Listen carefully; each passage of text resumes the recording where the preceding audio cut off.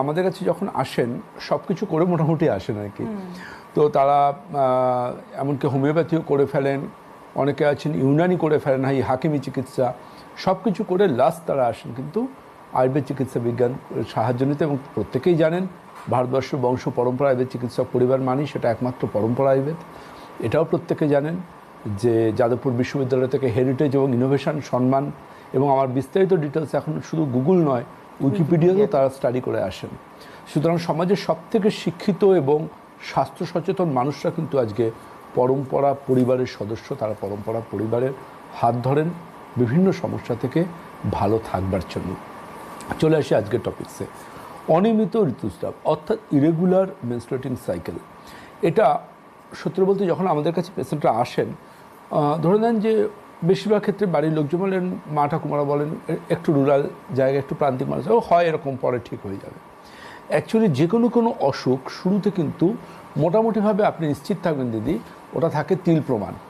এবং সময়ের সাথে যদি ওটা সঠিক চিকিৎসা না হয়, যে কোনো অসুখই তিল থেকে তাল বা মহিরুতে কনভার্ট হয়। তার জন্য সময় চিকিৎসা হচ্ছে সবচেয়ে গুরুত্বপূর্ণ।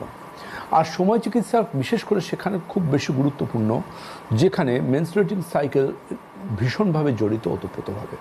প্রথম যে পয়েন্টের উপর সবথেকে বেশি আলোকপাত করব, ইরেগুলার সাইকেল।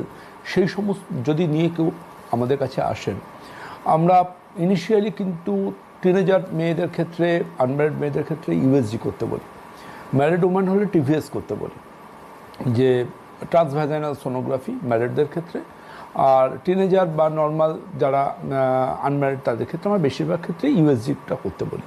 তো ইউএসজি যখন লোয়ার অ্যাবডোমেন করা হয়, তখন বেশিরভাগ ক্ষেত্রে কিন্তু এই ধরনের সমস্যা যাদের রয়েছে তাদের ক্ষেত্রে খুব কমন যেটা পাওয়া যায়, দ্যাট ইজ পিসিওএস। পিসিওএস অর্থাৎ পলিসিস্টিক ওভারিয়ান সিনড্রোম।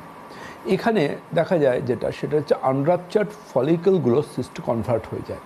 এবং রক্তে সবথেকে বড় সমস্যাটা পিসিওএস পেশেন্টদের ক্ষেত্রে মানসিক পরিবর্তনও আসে। আমাদের পুরুষদের শরীরে যে হরমোনটা আছে অর্থাৎ অ্যান্ড্রোজেন, সেটা মেয়েদের শরীরে বাড়তে শুরু করে। তার জন্য তাদের শরীরে বিভিন্ন জায়গায় আনওয়ান্টেড হেয়ার আসে, তাদের মধ্যে একটা অ্যাগ্রেসিভনেস কাজ করে, ইমপেশেন্স হন অনেকটা। এবং সবচেয়ে বড় কথা যে কোনো হরমোনাল চেঞ্জেস কিন্তু বডি সোল মাইন্ডের উপর এফেক্ট ফেলে।